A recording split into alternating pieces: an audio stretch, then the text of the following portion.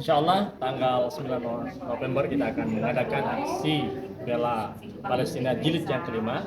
Titik kumpulnya di Montpera, tapi kita akan mengadakan long march, ada 2 titik. Yang pertama dari simpang 5 DPRD provinsi, itu akan membawa bendera Palestina menuju Montpera. Satu lagi dari titik simpang Pajakabaring, lampu merah, itu akan long march menuju Montpera membawa bendera merah putih, dan insya Allah akan kita hadirkan Ofik.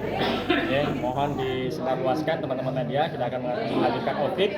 Dan satu lagi dari mana tadi? Azandu yang untuk itu menarik generasi milenial Gen Z. Kemudian juga insya Allah akan dihadiri wali kota, dan dia bersedia hadir dan siap menyumbangkan dari kantongnya sendiri. Pak Wali Kota menyatakan 10 juta ya. Jadi insya Allah ini didukung oleh tokoh masyarakat, oleh ormas, kemudian juga oleh pemerintah, dan mohon ini diviralkan teman-teman media.